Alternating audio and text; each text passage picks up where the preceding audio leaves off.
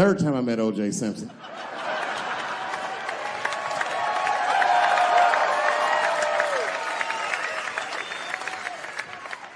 Third time I met O.J. Simpson, I was doing great in life. I just finished the second season of Chappelle's show. Man, those were good days. I was playing a comedy club in Miami, the Improv. I don't know if you've ever been, but if you have, you'd know. The door for the green room is right on the stage. Can you imagine such a thing? If I walked out of the door of the green room, bam, I'm just right here. It's right from the dressing room. And I did that. I walked out, and the whole crowd was like, hooray! And I looked, ma'am, as close as you are to me, I saw him as soon as I came out, the juice. And I saw recognition in his eyes, and it filled me with pride that he knew who I was. I didn't acknowledge his presence because it was a white audience, and I didn't want to start a panic.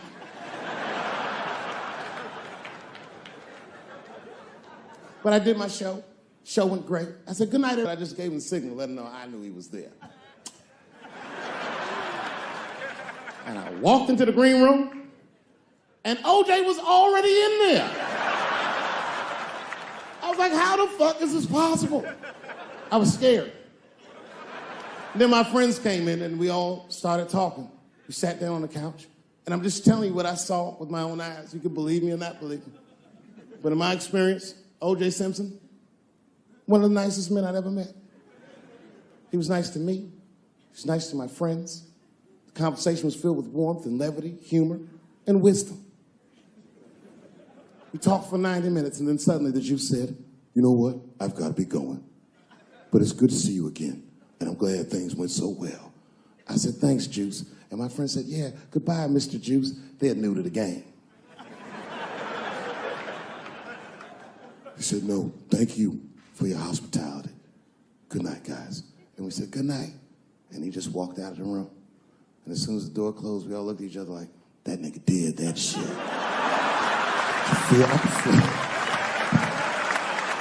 I could feel like murder in the room. Well, you young heads missed that shit. You all too young. You don't remember that. How old are you, young man? You. 24? You don't know shit. You don't know shit. You gotta Google shit that I lived through. See, this is why I lock motherfuckers' phones up. Seriously. Because the young kids, you guys, look, you need to take a break from that. We all need to break just from that technology, just for a minute.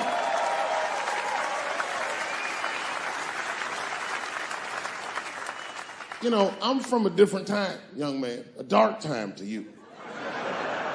I'm from a time that I didn't even used to know who was on the phone until I answered the shit.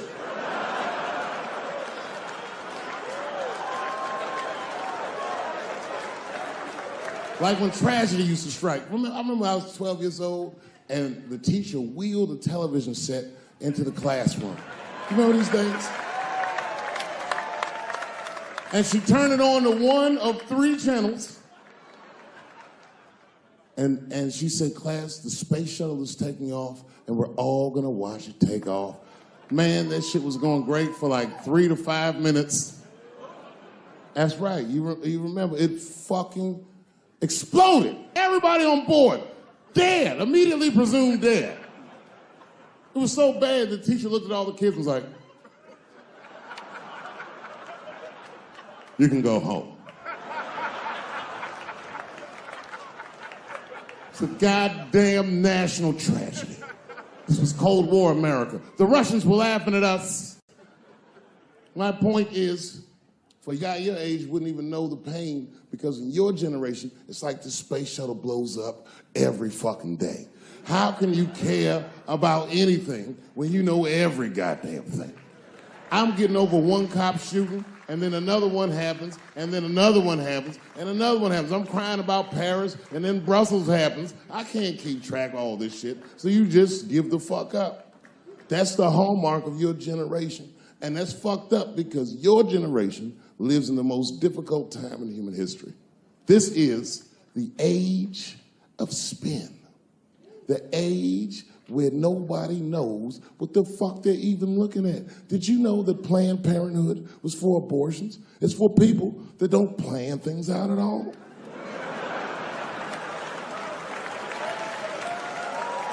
That's right. So a guy your age doesn't really know how he feels. Are you pro-choice? Are you anti-consequences? What does it all really mean? It's easier not to care for you. But for us, we were trained to care. We were raised that way. I used to watch a fucking cartoon when I was growing up called the Care Bears.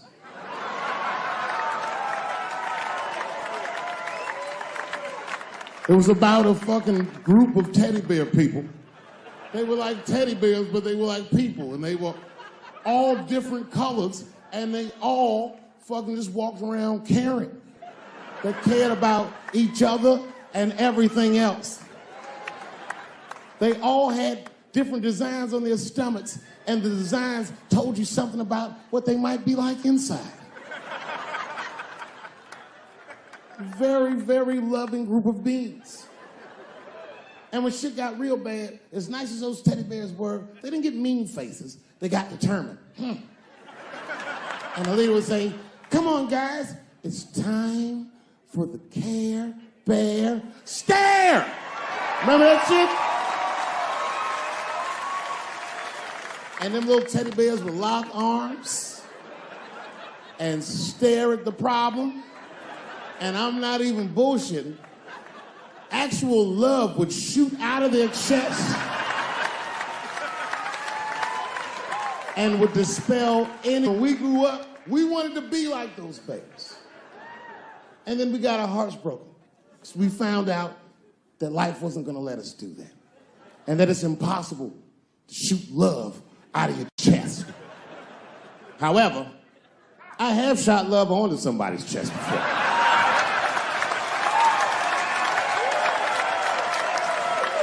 I do it all the time. It's the next best thing.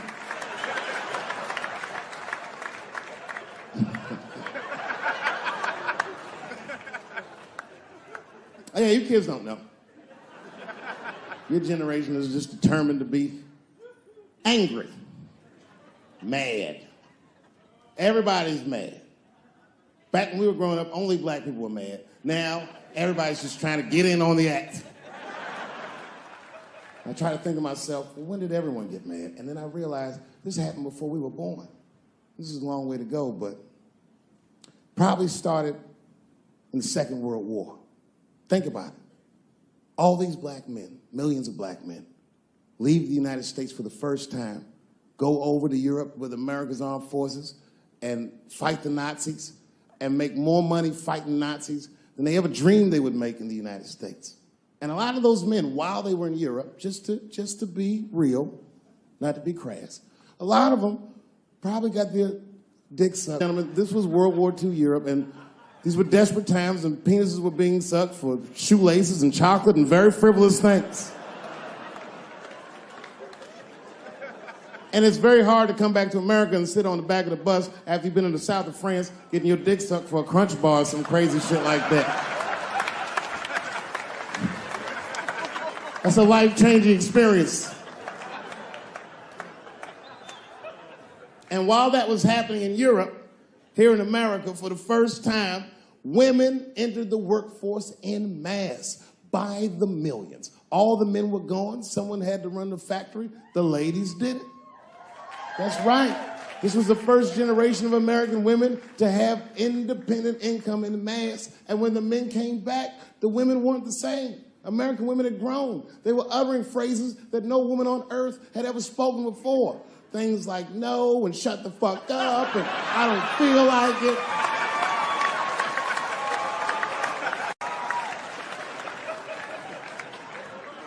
And then behind the scenes of that, there was a little-known government agency that started testing mind-controlled drugs on the American public. They fucked up.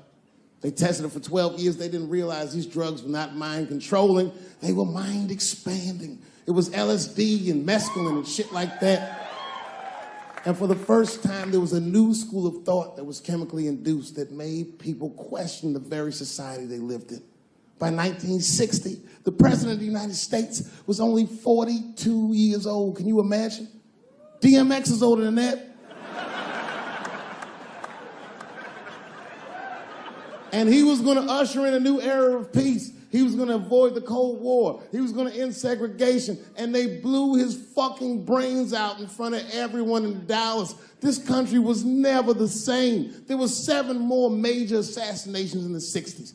Anyone that stood up and said anything was shot down the streets like a fucking dog. Kennedy, King, X, Evers, on and on. You didn't even have to be famous. You could be a college student at Kent State or in Mississippi protesting the Vietnam War, and they shot them too. Wild era. And while all this was going on, Bill Cosby raped 54 people. Holy shit, that's a lot of rapes, man. This guy's putting up real numbers. He's like the Steph Curry of rape. Man, that's a lot of rapes. 54. He had raped 30 less people. That's still 24 rapes. Don't forget, each one of these rapes has 8 hours of sleep in it. Ladies and gentlemen, that's over 400 hours of rape. It only takes 65 hours to get a pilot's license. If rapes were aircrafts, this nigga's Top Gun for sure.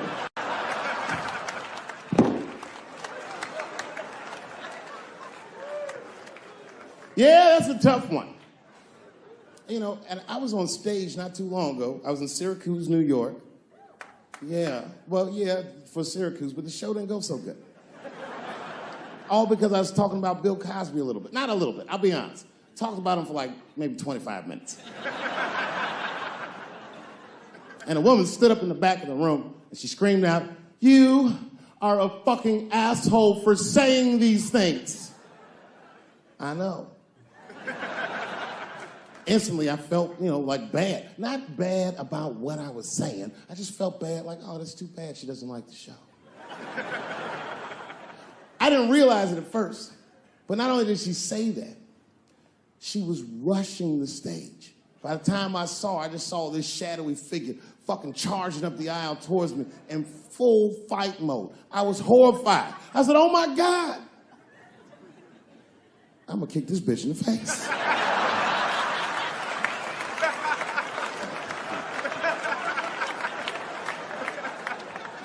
Lucky for me, I didn't have to. Scuffle ensued. And then, finally, she screamed out to me, "Women suffer." I said, I know. And ladies, I need you to know that I know. I need you to know, seriously, there's a lot of men in this room that identify themselves as feminists. I would include myself in that. Don't ever forget, we all have mothers and daughters and sisters and wives, and we want to see all these women do well and not be held back by their gender. There's a lot of men like that in this room. There's a lot of men like that in the world, or as we are known on the streets, bitch-ass niggas.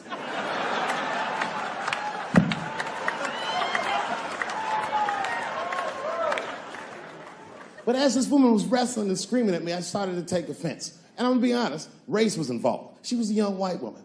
Well-intentioned, but it's like not thinking it all the way through. Bitch, how the fuck are you going to yell at a black man about discrimination? She didn't get it. She just kept going. Women suffer. I know. Women suffer. Same team. Women suffer. I know. And this is where she went too far. We suffer just like you. Slow your roll, bitch. Me. Not like us. She goes, suffering and suffering. What's the difference? I said, come on, white woman, you know what it is. You was in on the heist, you just don't like your cut. You suffer, I suffer. You suffer, I suffer. That's how it works. Can't do comparative suffering. If you're hungry and your friend says, people are starving in Africa, so what, nigga? I still want lunch.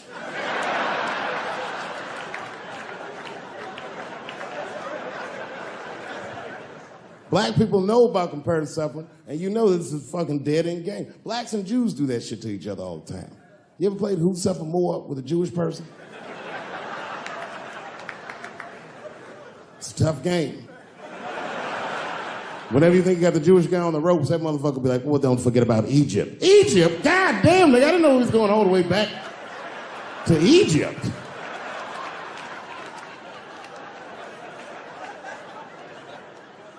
What the fuck is wrong with? What does she think? Does she think that I don't know that rape is wrong? Does she think that maybe I don't have empathy for Bill Cosby's alleged victims? And I would be remiss if I didn't remind you that technically these are all still allegations.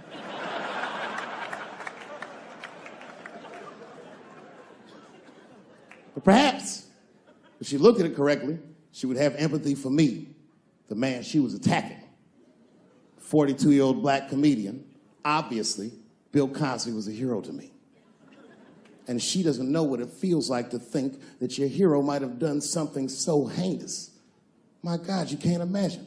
It'd be as if you heard that chocolate ice cream itself had raped 54 people.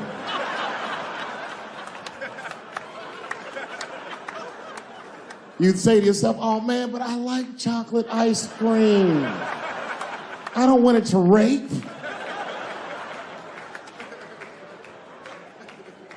Didn't want to believe it. At first, I didn't believe it. I was like, man, these people are obviously trying to destroy Dr. Cosby's rich legacy. Even 34 allegations into it, I was still like, man, probably only raped 10 or 11 of those people. I know, I've been gone for a very long time. And unbeknownst to you, it was a difficult 10 years. I'm not going to take you through all the agony I've been through, but it was tough. Some of it you might have seen. I don't know if you ever saw on TMZ the big headline, Dave Chappelle, drunk on stage in Detroit. Well, if you saw it, I wasn't drunk. I had smoked some reefer with some rappers. Yeah. I don't know if you know anything about hanging out with rappers, but their weed is very strong. Stronger than what I was accustomed to. The article goes on to say I was booed off stage, which is also incorrect. I was booed. I did not leave. It was a long bump. It was a fucking nightmare. 2 puffs of weed, that's all it was. 2 puffs. I never had that happen. When I take 2 puffs of weed, I looked at the guy next to me, I was like, I'm gonna bomb, nigga, I can feel it. And that guy called my name, Dave Chappelle. Niggas was like, you know, normally when you do a comedy show, you guys don't know what it looks like up here, but niggas be just looking up at you like. That's how the show started. Didn't take long for the faces to switch up, like, what the fuck? They started looking amongst themselves. So I knew I wasn't doing good. I don't remember what I was saying. It just took one person to break the ice. It's a black lady with a Ford Motor shirt on. She stood up suddenly. Fuck you, Dave Chappelle. I said, excuse me? She said, I worked all week for this shit, and this show sucks. And in a weird act of racial harmony, a conservative white guy stood up and backed her up. Yeah! The whole crowd band together and started chanting, we want our money back. We want our money back. I said, oh shit. I snapped out of it. Good people of Detroit, hear me. Hear me now. You will never get your fucking money back. Fuck that. I said, I'm like Evel Knievel. I get paid for the attempt. I didn't promise this shit would be good. Boo, they said, fuck you. This went on for a long time. And then after the show, I felt so bad, I took half of the money from the show, thousands of dollars. I said, I'm gonna give this to charity. You know what I did? I bought $25,000 worth of bubble gum and drove around Detroit and handed it out to the homeless so they could chew it and still be hungry.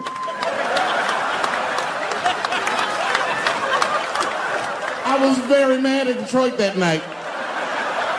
Because not only did I bomb, nigga, I had to go back to the very same room the next night and do it all over again.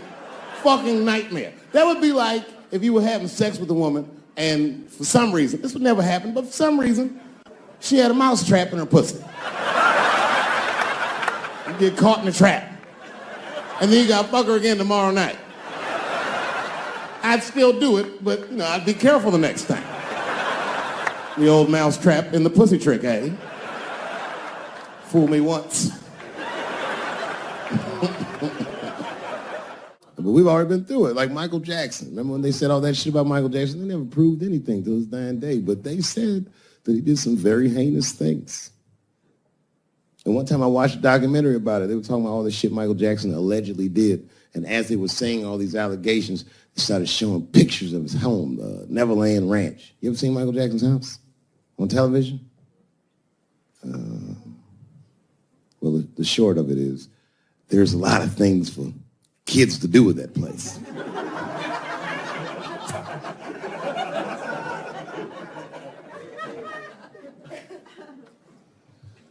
And I saw the whole thing, exotic animals and Ferris wheels and merry-go-rounds and shit. And the more they showed it, the more certain I was that I don't think Michael Jackson did any of those things they said he did. His house didn't look sexual. It looked like he was flossing on those motherfuckers. It didn't look like he was trying to fuck kids. It looked like he's just trying to impress them. Like, this nigga's Jay-Z for kids. Like, he just walking through his house. This is my cotton candy machine. It makes 3 tons of cotton candy a day. You know, all the cotton candy you want. This closet is filled with nothing but custom-made karate slippers. Isn't that cool? Shall I have my monkey bring us more cupcakes? Hey guys, let's watch a movie. What movie do you want to see? Home Alone. Oh, no, don't touch the DVD player. Macaulay Culkin's here, he can act it out. Come on, Macaulay. Act out Home Alone for my guest. And them kids was like, man, you are all right, mister. This is fantastic, man. We had you all wrong. All wrong? What? I don't understand. What do you mean? Huh? Oh, well, you know, man, we thought it was going to be the usual. Like, you can have us come over and give us some wine cooler and, you know, suck our dicks. What? Suck your dick? You faggot-ass kids. Why trying to suck your dick, nigga? I was trying to show you a better life. Bubbles, get these kids the fuck out of my house. You're just like everyone else. Hollywood is no place for moral absolutism. You know what I mean? We must never forget that R. Kelly peed on a 15-year-old girl.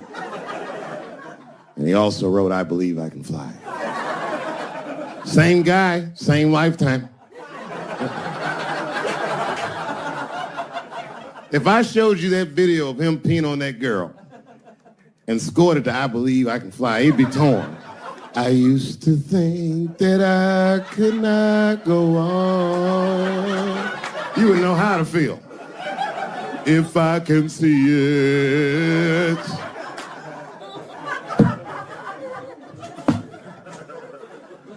It's okay, my career ended many years ago.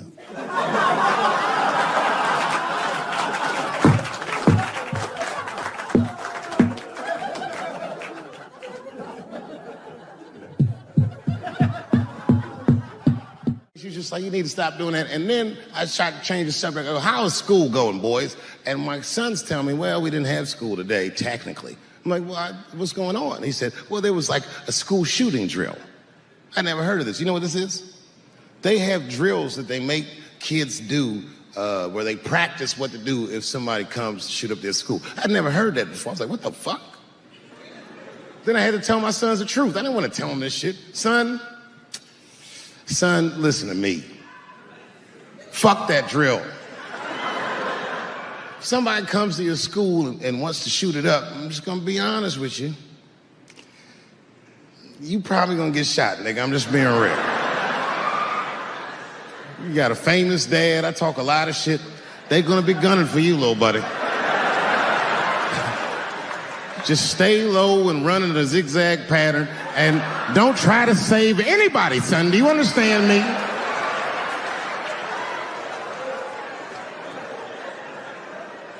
If you're a parent, this shit is terrifying. This shit is real scary. All the parents is looking at each other crazy because we know as parents that one of us is raising the shooter.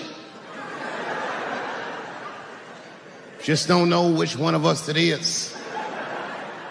All we know for sure is that if you're a white parent, the chances that it's you is exponentially higher than the rest of us. It's fucking crazy. You know, I hated school too. It never occurred to me. Kill everybody in school? It's fucking crazy. Just do what I did, nigga. Try some things. Have you skipped school, nigga? Skip school. Take a walk and meet some other kids. Fuck school, nigga. You know what I said? That's all I said. First of all, I'll tell you right now what I said. And I will tell you that this was not a joke. It's a true story. And I just happened to tell it. All right, what happened was I went to a gallery party, all right? I don't know who in here has ever been rich before, but these are very nice parties. You know, wine and cheese and baller conversation. And there was a few eccentric types, one of which was a very wealthy man that happened to be wearing a dress. I don't know what you call him, man. This is a tranny or a drag queen, perhaps. Whatever it was definitely a man. And this man was definitely on drugs. I don't know what kind of drugs he's on, but I knew he had too much. He didn't look good. It's like this. He's like, he looked sick. And all his friends were standing around him, concerned, trying to revive him. I don't know whether it looked like some kind of gay CPR. There was fanning and shit.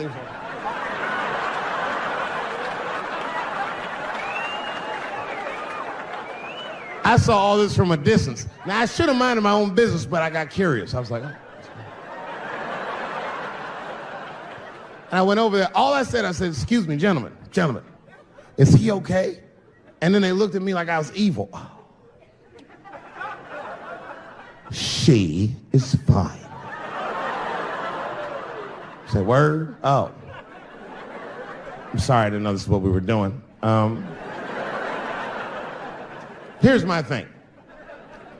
I would support anybody's right to be whoever they feel like they are inside. I'm your ally in that. However, my question is, to what degree do I have to participate in your self-image? Is it fair that I have to change my whole pronoun game up for this motherfucker? That doesn't make sense. Seriously. If I put on an Argyle sweater and I'm like, hey everybody, I feel like a white guy in this sweater and I want some goddamn respect and a bank loan. That's not gonna work. Give a fuck how I feel. Why should I give a fuck how you feel? Nigger is a pronoun. But there was no time for philosophical debate. This was an emergency situation. I said, fine. Sorry, guys. I was just worried because she looks terrible. She just fell off the bench. Appears that her dick is popping out of her dress. You mind if I call an ambulance, champ? I'd rather not be at a party where a tranny ODs. There's too many questions to answer.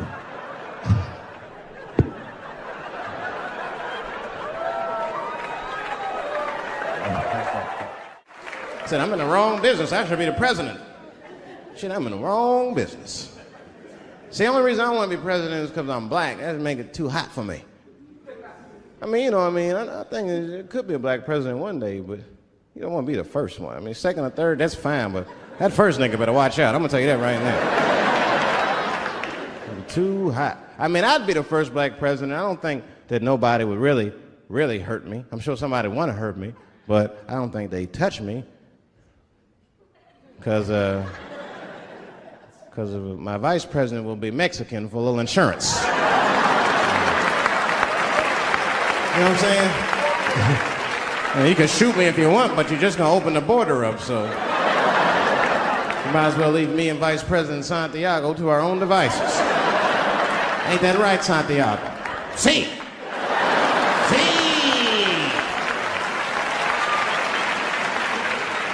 Elian can stay. Don't worry, I don't got no Elian jokes. All I'll say about Elian is thank God he's Cuban. Because if he was Haitian, you'd have never heard about his ass.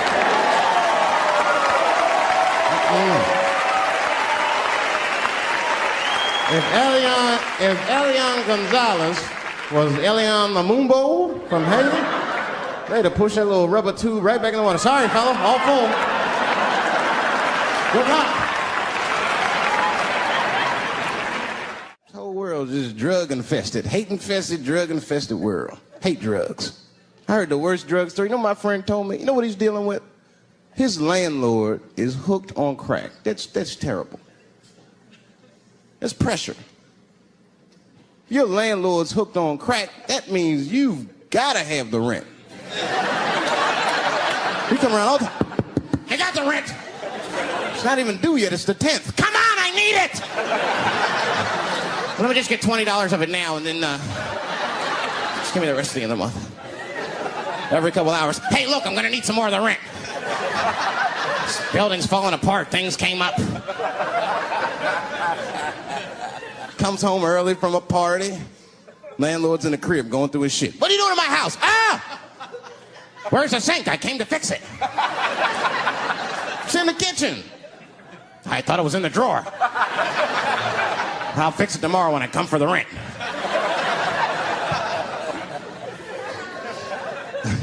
You know what I hate about drugs? I hate when like people my age and older get hooked on crack. I hate that shit. You're too old to be experimenting with the drugs at a certain point. You should be past that. You ain't doing it by a certain point. You just miss it. Drugs are really for old people anyway. You 75, you've earned the right. Shit, if I was 75, I'd do coke, heroin, everything. I wouldn't give a fuck. I'd be walking down the street, they'd be like, boy, that old man is tripping.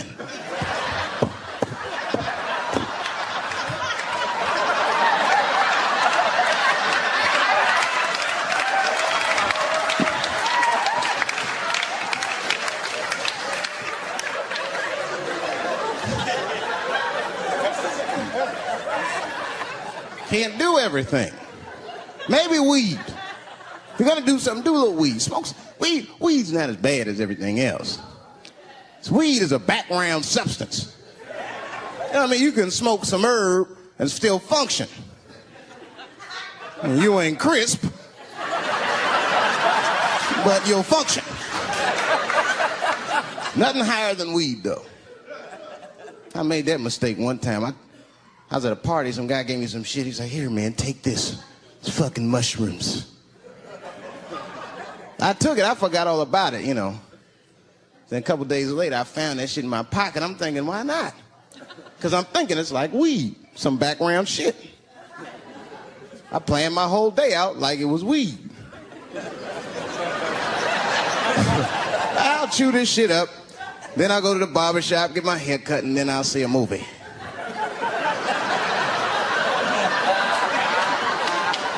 I chewed it up. So far, so good. Then I was in a barber shop like an hour later. And it's funny because I was just thinking to myself, I was like, ooh, this stuff sucks. Tastes like athlete's foot. I feel sick, but I'm not really high.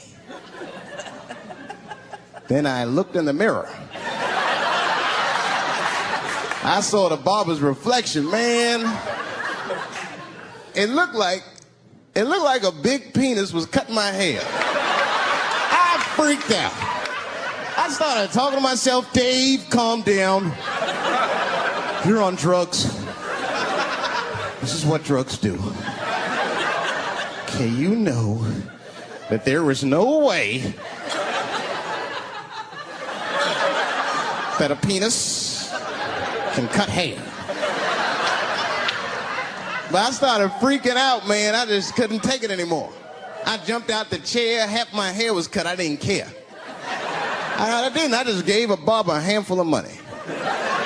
It was weird, the balls opened up. Anyway, I ran home, man. I ran home as fast as I could. Tripping. I looked at the clock, it was 2:42. I was like, damn, 2:42? I gotta sober up. I had never been this high this early. I took a shower, I was still high. I said maybe music will do the trick. I listened to every CD I had, I was still high. Exercise, that's what I'll do. I ran around the block 4 times, still high. Took a nap, woke up, fucked up. I looked at the clock, it was 2:43. I said, God damn. I'm scared to death of these police. I am, nigga. I got a police scanner. First money I got, this is the first shit I went out, bought me a police scanner. I just listen to these motherfuckers before I go out, just to make sure everything's cool. You hear shit on it. Calling all cars. Be on the lookout for a black male between 4'7" and 6'8". Staying in the crib tonight, fuck that. Gotta work on that alibi for a minute. Every black person needs an alibi. I do them impromptu joints. If I'm by myself and need out, I'll just open up the windows in the apartment, turn all the lights on, start beating off right in the window. Look at me. Hey, everybody, look, it's me, Dave Chappelle. I'm crazy, I'm jerking off. Note the time, motherfuckers. It's 2:35. Look at me, I'm jerking off in the window, 2:35. Comedian Dave Chappelle, it's June 10th. Note the time.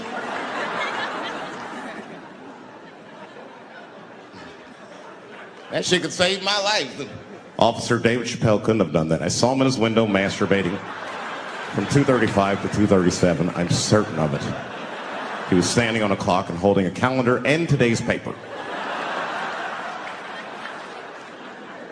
Fuck, I need an alibi. I can't be no celebrity. This shit is just the worst. I'm seeing it. I see why stars are crazy, man. These motherfuckers. I went to Disney World with my kids, which is a big deal for me. I don't get to see my kids so much. I do Chappelle show 20 hours a day, sleep for like half an hour, raise my kids for 10, 20 minutes, and I go back to work. Now, this particular day, I got to hook up with the kids. We went to Disney World. Everybody at the park, fucking everybody. Hey, I'm Rick James, bitch. Hey, I'm Rick James, bitch. It's like, hey, man, hey. You mind not calling me a bitch in front of my kids? Time out, motherfucker. We take a day off. Even Mickey Mouse did it. I said, this is the most unprofessional shit I have ever seen in my life. Rick James, bitch. Oh, I was fed up. I caught that motherfucker with an uppercut. Bop!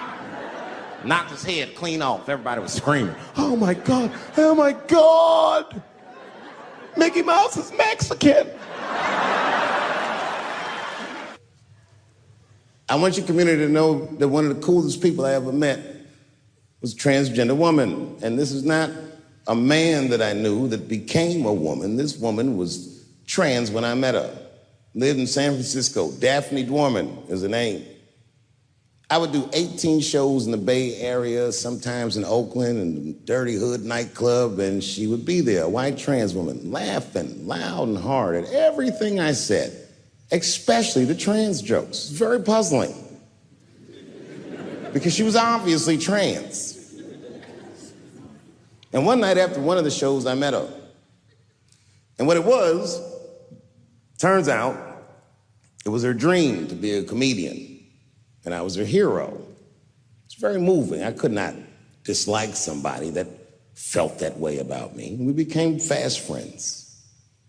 And when I made that special Sticks and Stones, right as it was coming out, I happened to be in San Francisco and I wanted to do a show, but I needed an opening act. And I remembered that trans woman I had met. So I called her on the phone. And I called her myself. I said, hey, Daphne, this is Dave Chappelle. She couldn't believe it. And I go, I'm in San Francisco. And then she started saying a bunch of wild stuff. I was like, relax now. I don't want any pussy. I was, I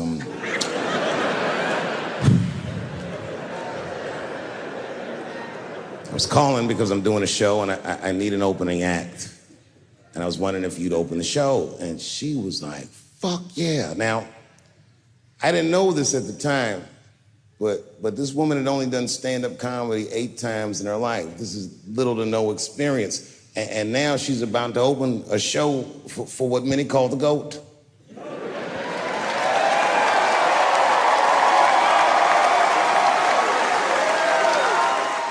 She's an amateur in stature, but in practice, she was very professional.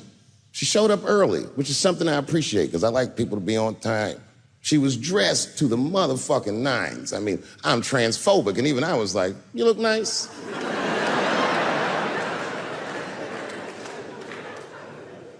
Went up on the stage with all the swag of a professional comedian, grabbed that mic and walked right down the middle and looked at the crowd like a gangster.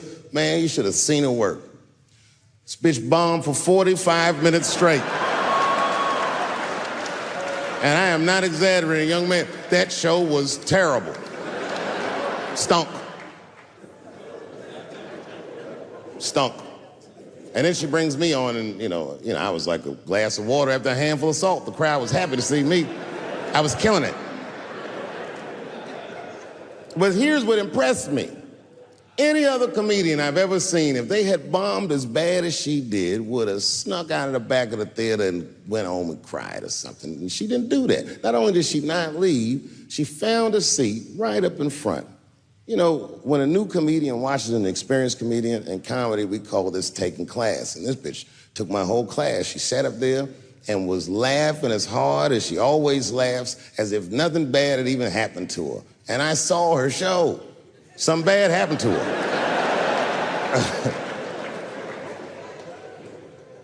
She was drunk.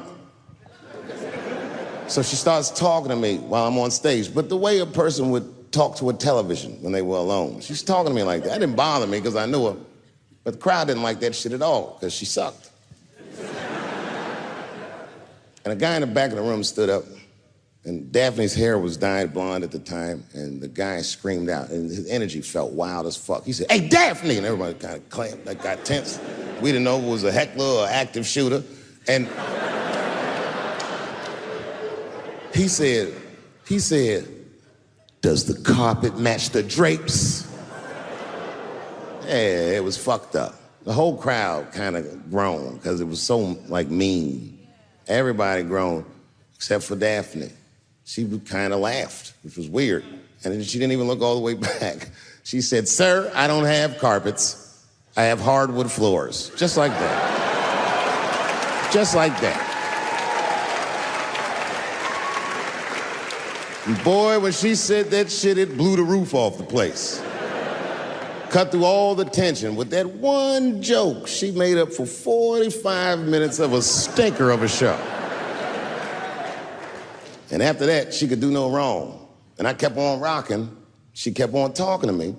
And then the show became something cooler than a show. It became like a conversation between a black man and a white trans woman, and we started getting to the bomber shit. All them questions that you think about that you'd be afraid to ask, I was just asking them, and she was answering them, and her answers were funny as shit. The crowd was falling out of their chairs. And at the end of the show, I go, oh, Daphne, I said, well, that was fun. I go, I love you to death, but I have no fucking idea what you're talking about. The whole crowd laughed, except for Daphne. Now she looks at me like I'm not her friend anymore. Like I'm something bigger than me, like I'm the whole world and the guy. And she said, I don't need you to understand me. I said, what? She said, I just need you to believe, just like this, she goes, that I'm having a human experience. And when she said it, the whole crowd kind of gasped. And I gave her the Fight Club look. I said, I believe you, bitch. Because she didn't say anything about pronouns. She didn't say anything about me being in trouble. She said, just believe I'm a person and I'm going through it. And oh, I believe you because it takes one to know one.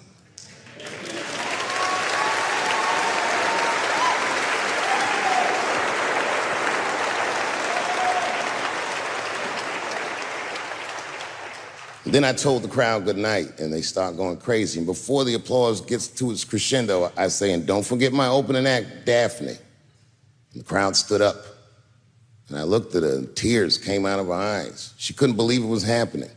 I couldn't believe it was happening because her show stunk. And it was a great night. I remember the late, great Paul Mooney was there, a bunch of fly-ass comedy niggas was there. And we all went backstage and was just drinking and talking shit and laughing, and Daphne stole the room. She had everyone cracking up, spinning the yarn, telling us all these crazy stories about shit she be into. We all laughing real hard, and as she's telling us and everyone's laughing, I'm looking around, I'm like, oh my God, she is funny. I pulled her aside and I said, you're hilarious. I didn't know that when you were on stage. I said, you're doing some things wrong, but I can help you. I said, anytime I'm in San Francisco, why don't you open the show for me, and I'll just try to give you some pointers, see if you can't work this thing out. And she said, are you serious? I was like, yeah. And she grabbed me real tight, hugged me, squeezed me, and I pushed her off violently because I'm transphobic. I said, boundaries, bitch.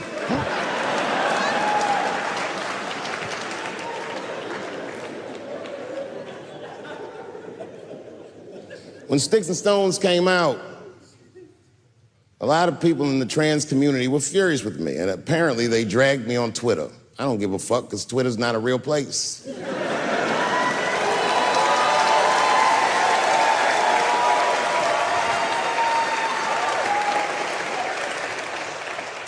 And the hardest thing for a person to do is go against their tribe if they disagree with their tribe. But Daphne did that for me. She wrote a tweet that was very beautiful, and what she said was, it was almost exactly what she said. She said, punching down on someone requires you to think less of them. And I know him, and he doesn't. He doesn't punch up, he doesn't punch down, he punches lines, and he's a master at his craft. That's what she said.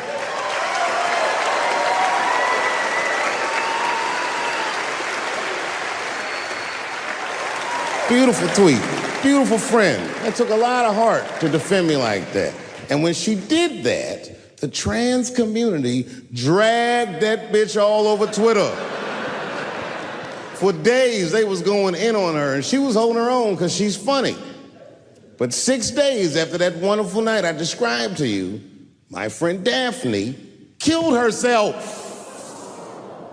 Oh, yeah. It's a true story. My heart was broken.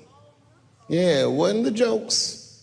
I don't know if it was them dragging her. I don't know what's going on in her life, but I bet dragging her didn't help. I was very angry at them. I was very angry at her. I felt like Daphne lied to me. She always says she identified as a woman, and then one day she goes up to the roof of a building and jumps off and kills herself. Clearly, only a man would do some gangster shit like that. Hear me out. As hard as it is to hear a joke like that, I'm telling you right now, Daphne would have loved that joke. That's why she was my friend. I was reading her obituary, and I found out she was survived by a daughter. And the moment I found that out, and this is true, Anderson Cooper from CNN texted me. And all he said was very nice. He said, I'm sorry to hear about your friend. And I texted him right back, new phone, who this? He said, it's Anderson Cooper. I said, oh, Anderson. I go, look, I need to find her family. And he texted me right back with all the phone numbers and all this information. I say this to say, if you ever want to know about anything gay, call Anderson Cooper from CNN. This nigga is faster than Google.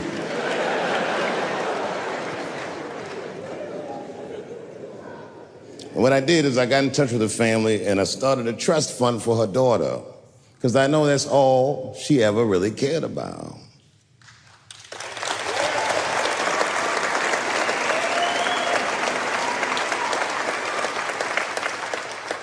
And I don't know what the trans community did for her, but I don't care, because I feel like she wasn't their tribe, she was mine. She was a comedian in her soul.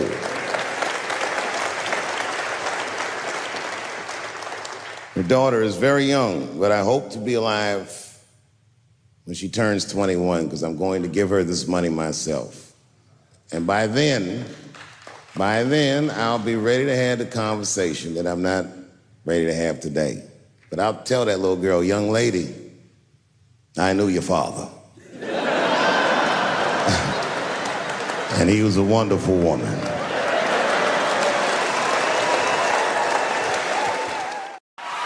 Oh. I'm goddamn sick of it. This is the worst time ever to be a celebrity. You're gonna be finished. Everyone's doomed. Michael Jackson has been dead for 10 years, and this nigga has 2 new cases.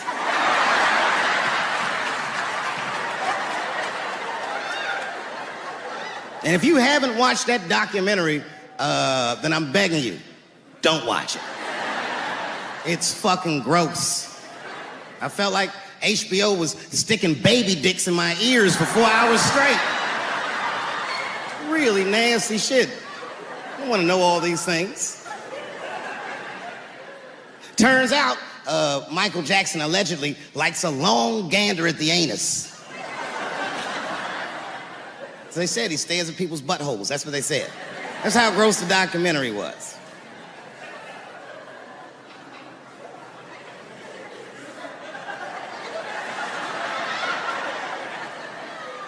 I'm gonna say something that I'm not allowed to say. But I gotta be real. I don't believe these motherfuckers. I do not believe it. But let me qualify the statement. I am what's known on the streets as a victim blamer.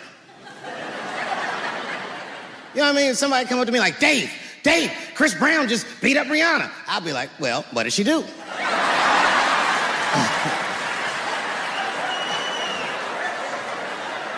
Dave, Michael Jackson was molesting children. Well, what were those kids wearing at the time?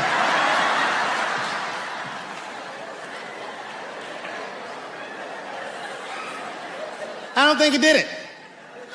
But you know what? Even if he did do it, you know what I mean? You know what I mean? I mean, it's Michael Jackson. I know more than half the people in this room have been molested in their lives. But it wasn't no goddamn Michael Jackson, was it? This kid got his dick sucked by the king of pop. All we get is awkward Thanksgivings for the rest of our lives.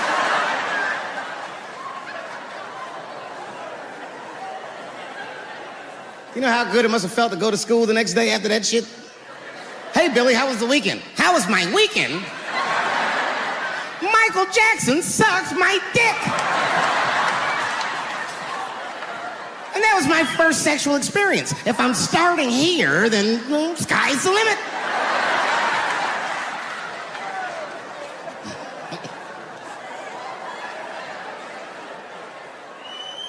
I know it seems harsh, but man, somebody's got to teach these kids. There's no such thing as a free trip to Hawaii.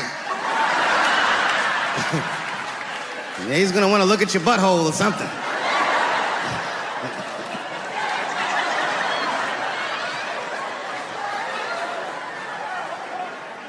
You know why I don't believe it? You know why I don't believe it? Because if Michael Jackson's out here doing all this molesting, then why not Macaulay Culkin?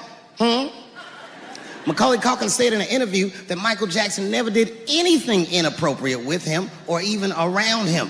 Think about that shit. You know, I'm not a pedophile. But if I was, Macaulay Culkin's the first kid I'm fucking, I'll tell you that right now.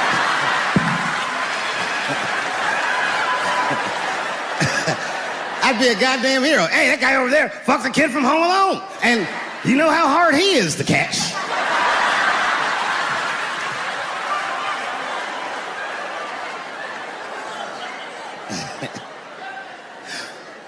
My mind's telling me no.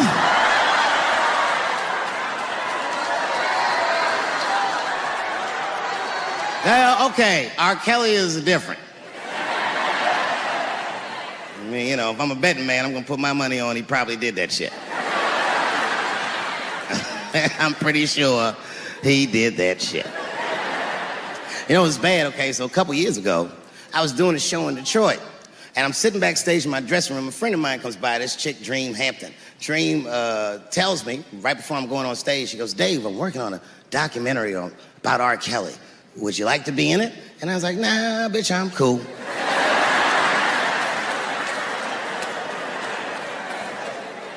I went on stage, I just forgot about the shit. And then 2 years later, the documentary comes out, Surviving R. Kelly. And when it comes out, Dream's promoting the shit, and she keeps bringing me up. She said, I asked Dave Chappelle to be in my documentary, and he said it was too hot for TV. Bitch, I did not say that. It does not even sound like how I talk. Oh, that's too hot for TV? I would never say that shit. Why I wasn't in the documentary? There's a very simple reason, and I cannot stress this point enough. The only reason that I didn't do it was because, and it's very important, I don't know this nigga at all. I don't know anything. I don't know anything that they don't tell me about. I don't hang out with this nigga, nothing. So what the fuck do I gotta be in the documentary for? This guy, R. Kelly, got another sex tape out now. Can you believe that shit? This guy makes more sex tapes than he does music. He's like the DJ Khaled of sex tapes. Another one. Like, damn, nigga. It's a lot of tapes. The new one's so bad that they didn't even show it. I've never seen anything like this. The prosecutor in Chicago came out in a press conference and read to the media a transcript of a sex tape. Have you ever heard of such a thing? This nigga read the sex tape. And it was so bad that R. Kelly sounded guilty in the transcripts. It's fucking amazing. 16 times the girl's age was mentioned. Isn't that crazy? This motherfucker is an idiot. He was fucking her like, yeah, this is the best 14-year-old pussy I've ever had in my life. And she was like, you like this 14-year-old pussy? He's like, oh yeah, I love this 14. I'm like, man, you need to shut the fuck up. You gotta give your lawyer something to work with. You're supposed to be on the tape like, this is the best 36-year-old pussy I've ever had in my life. And then your lawyer gonna be like, Your Honor, clearly my client thought that this woman was 36, as he mentioned some 16 times in the tape. They gonna know you lying though, you know what I mean? Everybody knows no such thing as good 36-year-old pussy.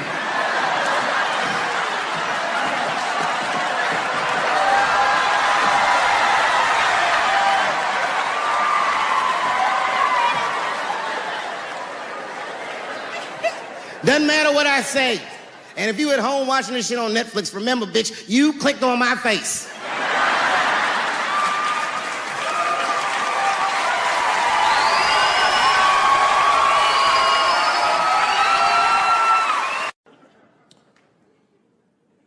The second time I met O.J. Simpson.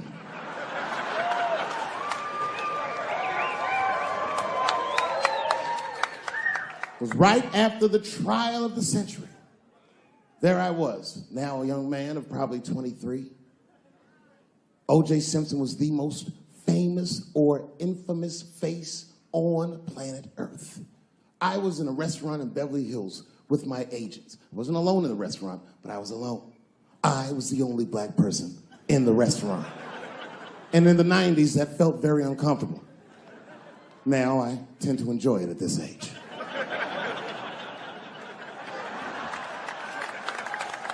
I was having dinner with my agents, celebrating a deal that they told me was lucrative, but I later learned fucking sucked.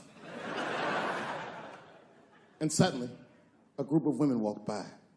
Every race was in that group. Black, white, Asian, Latina, white, and white again. They were all gorgeous. I watched them walk by. Then, I saw a familiar face. Al Collins, the man from the infamous Bronco check, towards the door. Couldn't believe what I saw. And then, close behind him, was O.J. Simpson, newly released from jail. The restaurant fell still. I was shocked. I didn't mean to say it out loud, but it just came out. O.J. He stopped. turned around to see who said it, saw my black face, and correctly assumed it was me.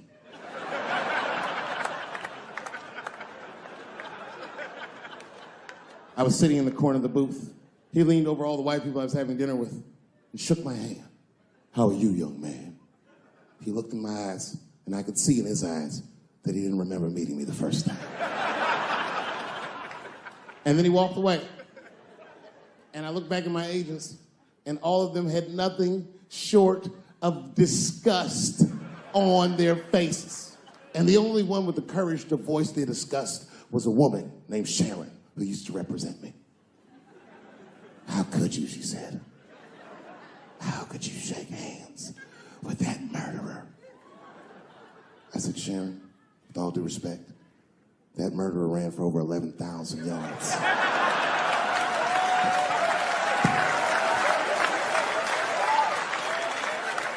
And he didn't fit. Glove didn't fit. Get over yourself." Some people can't do that. Some people just can't get over themselves. Gay people have a hard time doing that recently. Here we go. Here comes the deep water. No, recently I've noticed that. I noticed it with that Manny Pacquiao controversy. Yeah, no, it was now in the gay community's defense, Manny Pacquiao said some outlandish shit about gay people. Very, very not nice things that I won't repeat, but there was biblical verses and some analogies to animals. Wasn't a good look. Nike took his shoes immediately, which I thought was a little harsh. A little harsh. You know what I mean? Because he's, just because he's Asian. You know what I mean? Fuck, you gonna take shoes off Asian dude to appease a gay dude. You know what I mean? No? You don't know what I mean. But Asian people kind of know what I mean. No? No Asians in the front? No? No, this is what I mean. Okay, look. Okay, you're an Asian dude. No, I say this with no disrespect. But we're all Americans, right? And we can agree that America has a huge body count all over the world, but nowhere more than Asia. Literally, if you look at history, recently, we have bombed the masculinity out of an entire continent. We dropped 2 atomic bombs on fucking Japan, and they've been drawing Hello Kitty and shit ever since. There's a lot of lady boys in the wake of our bombs. And I know these things because my wife is Asian. She's Filipino. All right, well, okay, so that explains it. Now you know why you see me at all those Filipino events. I'm not there picking up pussy, I'm dropping some off.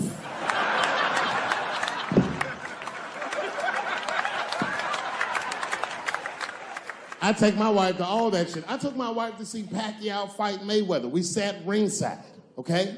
That was a quiet car ride home. That's what that was. But if you know what's popping in the Philippines, you know that they got a whole generation of kids in the Philippines growing up without their mothers. Yes, a lot of women in the Philippines go to the Arabian Peninsula, they come to the United back home, which is still one of the #1 staples in the Philippines economy, money that their expats send back to the Philippines. The men, on the other hand, are left rearing children, twiddling their thumbs, waiting on their wives' checks. These men have been fucking emasculated. And then suddenly, a boxer rises from amongst them and reinstates their manhood with his motherfucking fist. This is not the guy you're supposed to ask, what do you think of homosexuals? He's not your champ.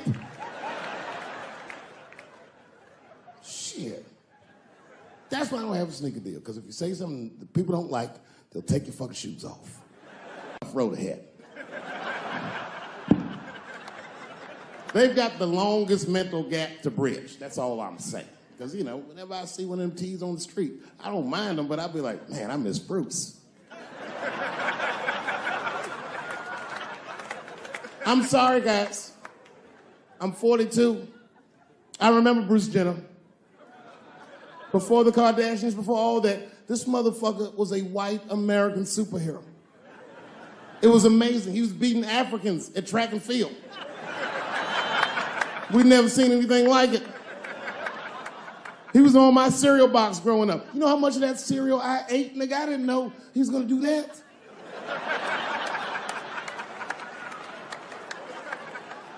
I knew before you guys knew. I heard things on the street in Hollywood. You know, you just be out, see people. Hey, what's up, Kanye? Why the long face? Nigga, you'll see.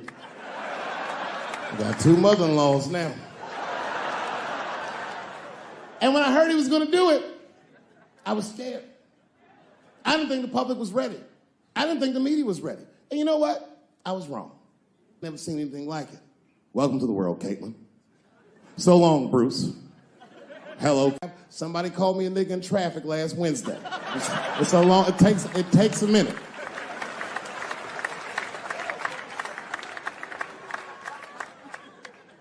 My wife's friend, Stuart, told me that. My wife has a lot of gay friends. Stuart's their leader. She has a lot of gay friends. And I don't like them.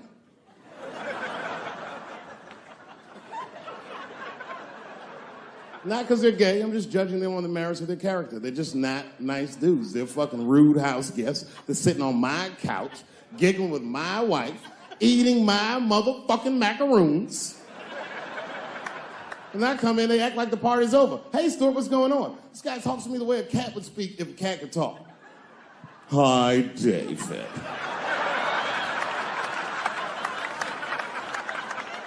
Stuart, what's all the beef, man? What's going on? He always wants to have some kind of gay political argument. The last one was about a petition in federal court to take the words husband and wife out of the law. I said, well, why would you want those words out the law? He said, because it discriminates against same-sex couples. I was like, niggas, please save me the semantics. Just trust me, take your chips and get the fuck out of the casino. You're about to side, talk that over amongst yourselves, and whichever one of you is gayer, that's the wife.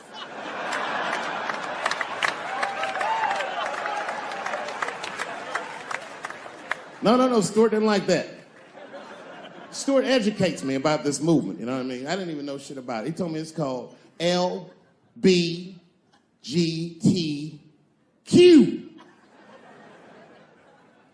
I was like, what the fuck is the Q? Does that even make sense, Q? Turns out Q is like the vowels. That shit is sometimes Y. It's for gay dudes that don't really know they're gay. You know what I mean? Like prison fags who are like, well, I'm not gay, nigga. I'm just sucking these dicks to pass the time. I'm not G, I'm Q. Ugh.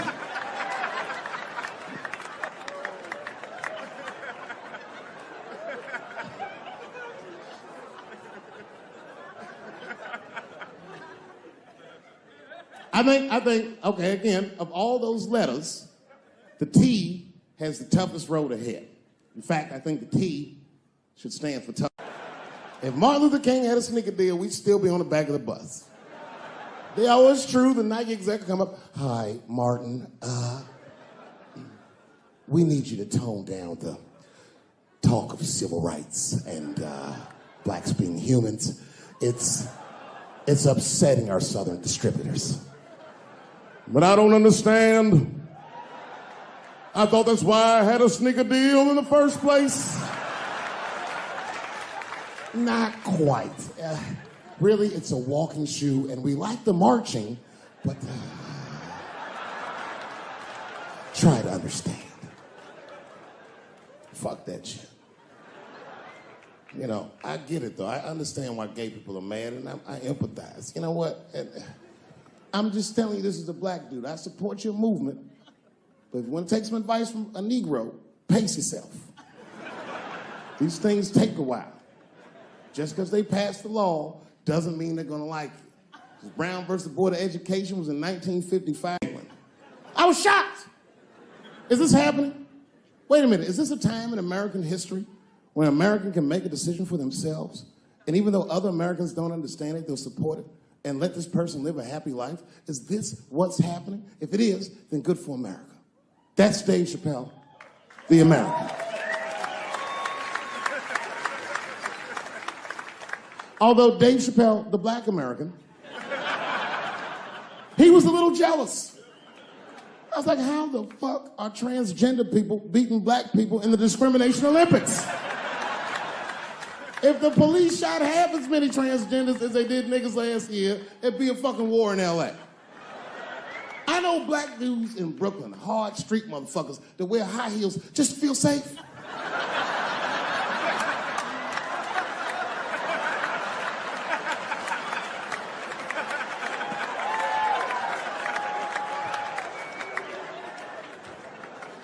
Transgenders are gangsters.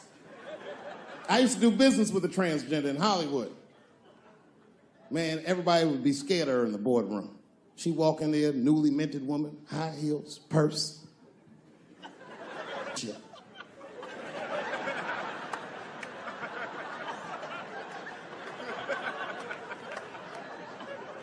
And then she walked to the head of the conference table, stare at us all, reach in her purse, and pull her old dick out and throw it on the table. Let's talk business, gentlemen. Ah!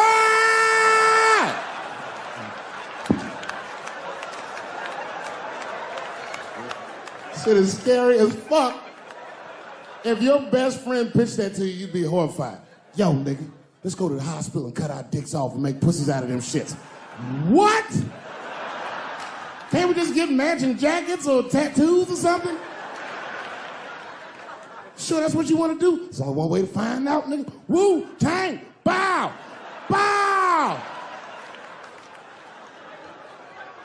Let's go to the club and trick niggas into fucking us, yeah. I ain't doing trans jokes no more. You know what I'm gonna do tonight? Tonight, I'm doing your own handicap jokes. Well, they're not as organized as the gays. And I love punching down. There's probably a handicap in the back right now, because that's where they usually make them sit.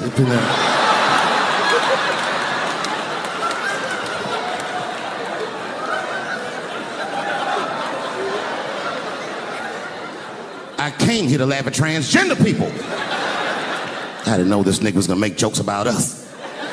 Come on, y'all, let's get the fuck up out of here.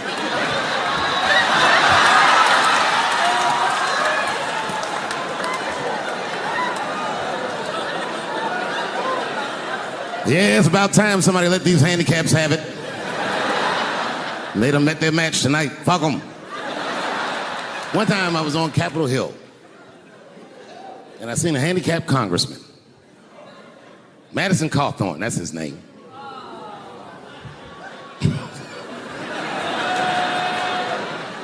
He's a Republican from North Carolina, and he was shocked, because I saw him, and I go, hello, Congressman. He didn't even know I knew who he was. He turned around.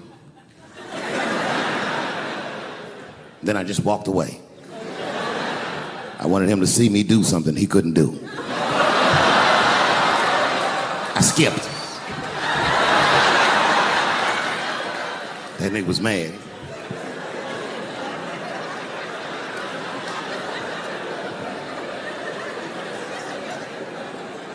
He's no longer a congressman. I don't know if you follow politics. I'm not trying to be funny, but he lost his seat. He ran a bad race. Oh, buddy, yes, he did. And you know what he did wrong? He was running for Congress again, and this motherfucker tried to be controversial. He was on all them right-wing podcasts talking all that shit. He was like, Washington is worse than Hollywood. I was at home like, what? He said, these people are disgusting. They have orgies and sex parties and drug parties. And I was thinking, this nigga sounds like Juicy Smouye. He's lying. Now, I don't doubt that they do this kind of shit in Washington, but I doubt he's seen it with his own eyes. Because who the fuck invites a paraplegic to an orgy? So this nigga can roll around and snitch on everybody.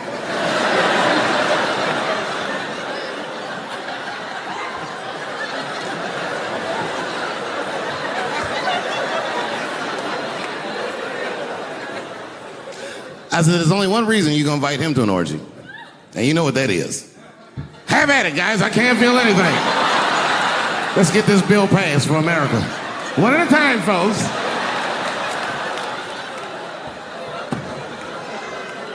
Oh, buddy. Yep.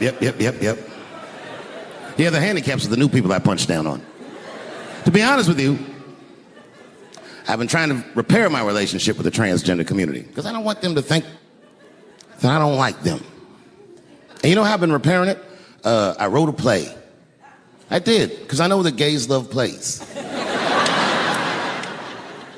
It's a very sad play, but it's moving. It's about a black transgender woman whose pronoun is sadly nigger.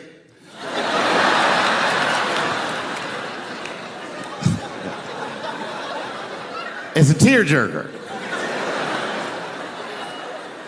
At the end of the play, she dies of loneliness because white liberals don't know how to speak to her. Sad. Speaking of nigger, I've also been working on a book, and this is true. I'm rewriting the American classic, Huckleberry Finn, from Nigger Jim's perspective. It's called The Adventures of Nigger Jim. That's how the book starts. Huckleberry Finn walks up to him and goes, "So you're Nigger Jim?" And he's like, "Yo, I just said Jim." "What's your name, little buddy?" "Huckleberry Finn's my name." "What? Huckleberry? That's your real name?" "God-given."